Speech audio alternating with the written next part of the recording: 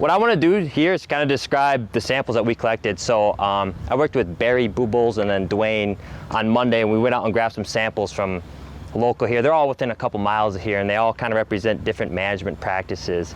And kind of the purpose of this rainfall simulator is, obviously you probably saw it going, it doesn't represent like a slow soak over a couple days. It's supposed to kind of represent like an extreme rainfall event. So what happens when you get a lot of water in a short amount of time on these fields that you guys are operating. And that's kind of what the point of this is to represent. The buckets in the front, that's going to capture anything that's going to run off, and then the buckets underneath are going to capture any infiltration that might occur.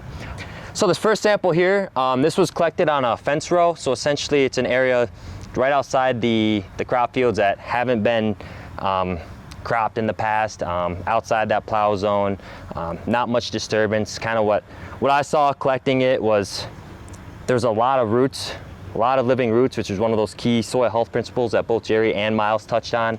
A lot of aggregates in there, a lot of small clumps, a lot of organisms, a lot of worms, a lot of things inside the sample. It was also the lightest sample out of all of these.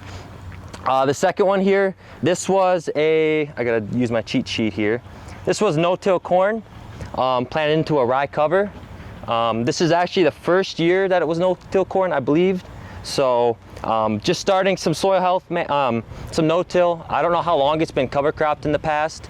That might be a question for Dwayne. He might know how long it's been cover cropped. Or sample here in the middle, this was an alfalfa field, as you can tell. This one has been no-tilled, I was told, for about 7+ years, maybe even longer. Last year, they no-tilled corn into rye, no-tilled corn into rye last year, and it's alfalfa this year. This sample right here, this one fooled me.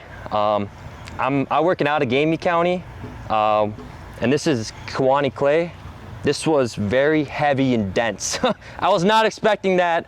We used a sawzall to cut through the soil to get these samples, and it was getting warm cutting through it. So that one was kind of an eye-opener, just a kind of a unique soil type that I kind of got to experience collecting that sample. But that one's been no-tilled for a while, and it was planted into corn this year. This last sample here, this is a conventional tillage system. So I'm guessing some sort of fall tillage and then a spring cultivation. I'm not exactly sure what exactly you guys do, but it's been conventionally tilled for several years.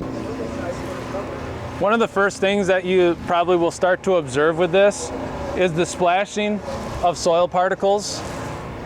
Again, this is where that keeping some sort of residue on the surface, whether it be living or dead, to protect the soil particles from the raindrop that's falling. Again, that's where I was going over the protection of the raindrop on a sand granule. You know, it can cause some destruction there. Those soil particles, as they splash then, obviously they're breaking up. They'll find any sort of crack that's in the field, and they'll clog that crack up, reducing infiltration into the soil even more. And once that occurs, there's lots of different things that you can see after that. Whenever those pores and everything get filled up, obviously the water's going to run across the surface, but some of the other things that you might see falling, that would be like crusting, which might happen. And essentially what happens there is there's no oxygen transfer and water transfer, so you can get a lot of different things that can happen with that as well.